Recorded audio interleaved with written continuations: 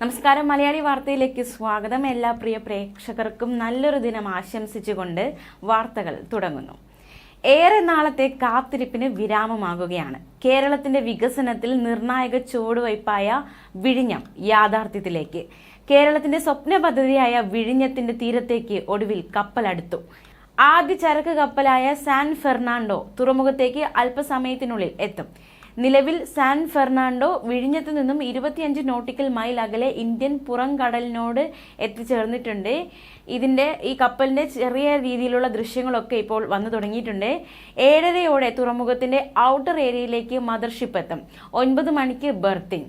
Water salute നൽകി കപ്പലിനെ വരവേൽക്കും. തുറമുഖ മന്ത്രി VN വാസവൻ അടക്കമുള്ളവർ സ്വീകരിക്കും. നാളെയാണ് ട്രയൽ റൺ നടക്കുക. 1930 കണ്ടെയ്നറുകളാണ് വിഴിഞ്ഞത്ത് ഇറക്കുക. ജൂലൈ 2 ചൈനയിലെ സിയാമെൻ തുറമുഖത്ത് നിന്ന് പുറപ്പെട്ട കപ്പൽ കൊളംബോ വഴിയാണ് വിഴിഞ്ഞത്തെത്തുന്നത്. കേരളത്തിന്റെ വികസന ചരിത്രത്തിൽ ഉജ്ജ്വലമായ അധ്യായം തുന്നിച്ചേർത്തുകൊണ്ട് വിഴിഞ്ഞം തുറമുഖത്ത് ആദ്യ മദർഷിപ്പ് എത്തിച്ചേരുകയാണ്. 2015 ഓഗസ്റ്റ് 17 വിഴിഞ്ഞം തുറമുഖത്തിനായുള്ള കരാർ ഒപ്പുവയ്ക്കുന്നത്. ആ വർഷം ഡിസംബറിൽ നിർമ്മാണ പ്രവൃത്തികൾ തുടങ്ങുകയും ചെയ്തു. തുറമുഖം സമയബന്ധിതമായി ഈ വിധത്തിൽ പൂർത്തിയാക്കാൻ പ്രത്യേക ശ്രദ്ധയും കരുതലുമാണ് 2016 മുതൽ സർക്കാർ കൈക്കൊണ്ടത്. പ്രത്യേക പ്രവർത്തന കലണ്ടർ തയ്യാറാക്കിയും പ്രതിമാസ അവലോകനങ്ങൾ നടത്തിയും ദൈനംദിന അവലോകനങ്ങൾക്ക് പ്രത്യേക മൊബൈൽ ആപ്പ് തന്നെ തയ്യാറാക്കിയുമാണ് നിർമ്മാണം മുന്നോട്ട് കൊണ്ടുപോയത്. സംസ്ഥാനത്തിനകത്തും പുറത്തു നിന്ന് നിർമ്മാണ സാമഗ്രികളുടെ ലഭ്യത ഉറപ്പാക്കി. പദ്ധതിയോടനുബന്ധിച്ച് പൂർത്തീകരിക്കേണ്ട ഓരോ ഘടകത്തിന്റെയും സമയകൃത്യത ഉറപ്പാക്കി. സമയബന്ധിതമായി ഇത് പൂർത്തിയാക്കുന്നതിനായി അദാനി ഗ്രൂപ്പ് പ്രവർത്തിച്ചിട്ടുണ്ട്. വിഴിഞ്ഞം തുറമുഖത്തിന് 8,867 കോടി രൂപയാണ് ആകെ മുതൽ മുടക്ക്.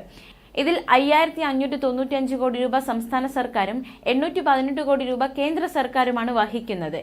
തുറമുഖ നിർമ്മാണത്തിനുള്ള കരാർ ഒപ്പുവയ്ക്കുന്ന സമയത്ത് കേന്ദ്ര പരിസ്ഥിതി മന്ത്രാലയം 8 കോടി രൂപയുടെ പുനരധിവാസ പ്രവർത്തനങ്ങളാണ് ശുപാർശ ചെയ്തിരുന്നത്.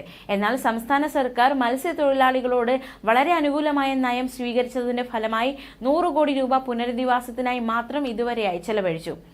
വിഴിഞ്ഞം നിവാസികൾ ഉന്നയിച്ച പ്രശ്നങ്ങളുടെ പരിഹാരത്തിനായി സർക്കാർ ഫണ്ട് ഉപയോഗപ്പെടുത്തിയും അദാനി കമ്പനിയുടെ CSR ഫണ്ട് ഉപയോഗിച്ചും വേണ്ട പ്രവർത്തനങ്ങൾ നടത്തിയിട്ടുണ്ട്.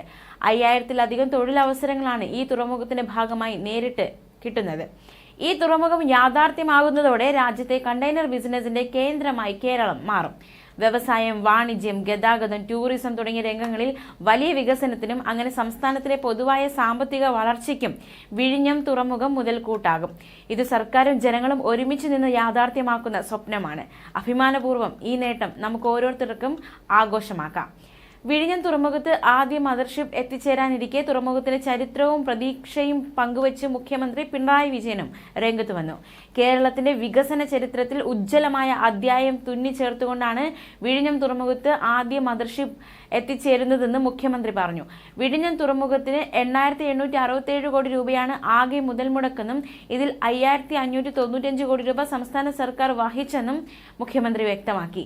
5000-ലധികം തൊഴിലവസരങ്ങളാണ് ഈ തുറമുഖത്തിനോടനുബന്ധിച്ച് നേരിട്ട് കിട്ടുന്നതെന്നും മുഖ്യമന്ത്രി ഫേസ്ബുക്ക് പോസ്റ്റിലൂടെ വിവരിച്ചു. ഈ തുറമുഖം യാഥാർത്ഥ്യമാകുന്നതോടെ രാജ്യത്തെ കണ്ടെയ്നർ ബിസിനസിന്റെ കേന്ദ്രമായി കേരളം മാറുമെന്നും അഭിമാനപൂർവ്വം ഈ നേട്ടം നമുക്ക് ഓരോരുത്തർക്കും ആഘോഷമാക്കാമെന്നും മുഖ്യമന്ത്രി ഫേസ്ബുക്കിൽ കുറിച്ചു. ന്യൂസ് ഡെസ്ക് മലയാളി വാർത്ത.